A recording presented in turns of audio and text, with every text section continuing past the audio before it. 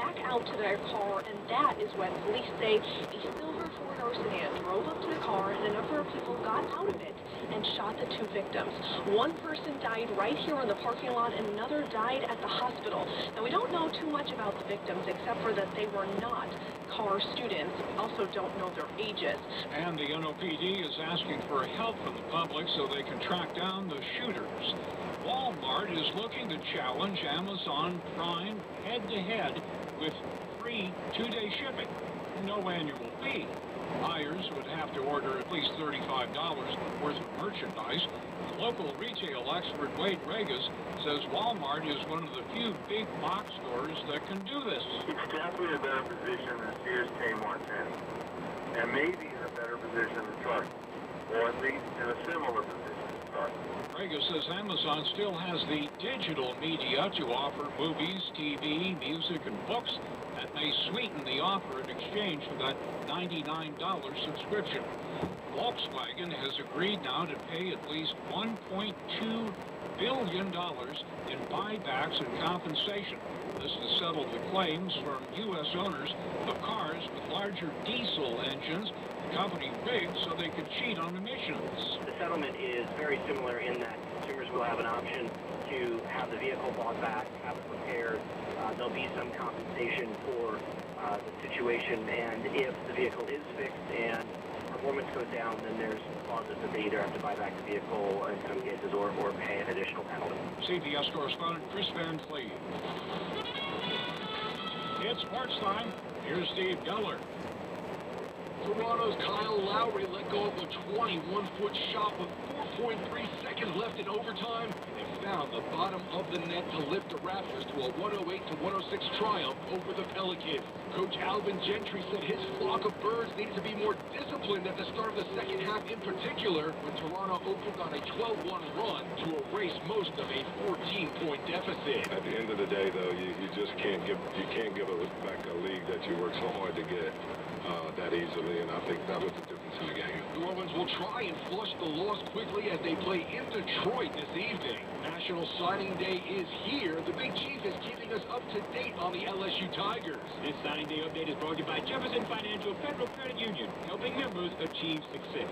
LSU landed one of the top linemen in all of high school football in Cypress, Texas, Austin Deculus.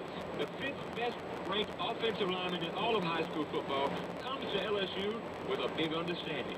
That being a 6'6" frame with 331 pounds out of Cypress High School in Cypress, Texas, and Deculus is expected to come in and add depth and help LSU along the offensive line right away.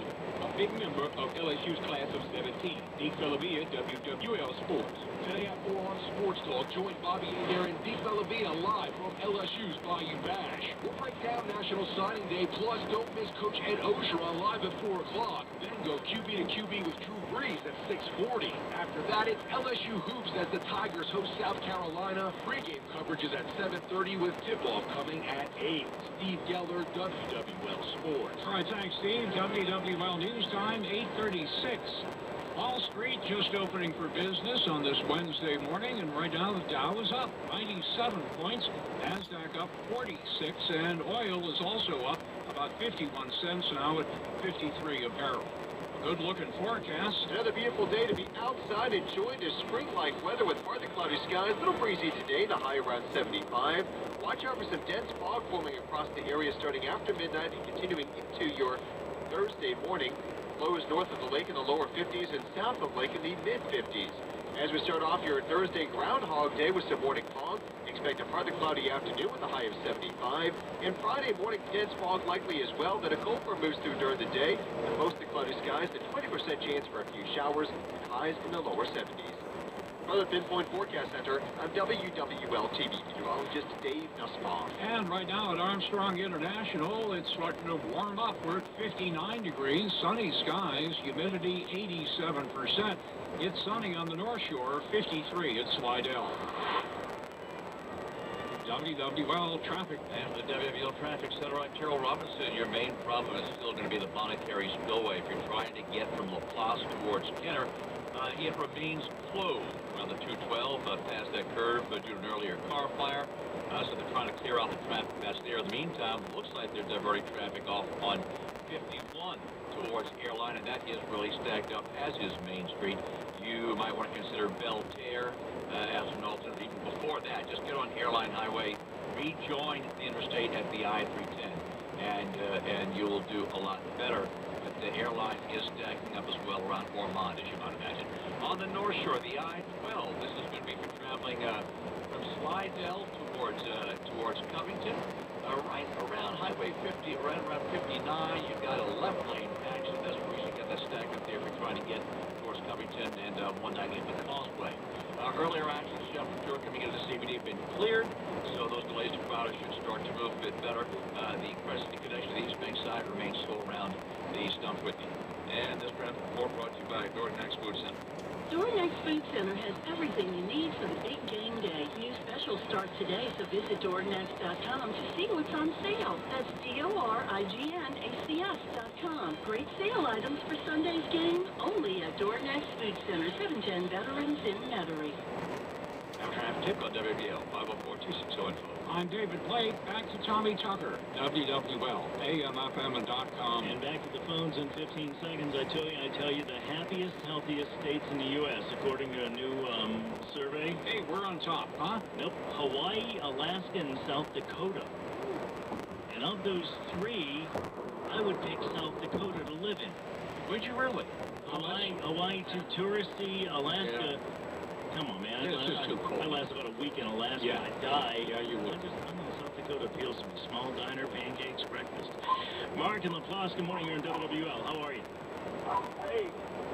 How's the dog? Do we need to call somebody for you? Good year. Is the dog under control? Are you okay? Yeah.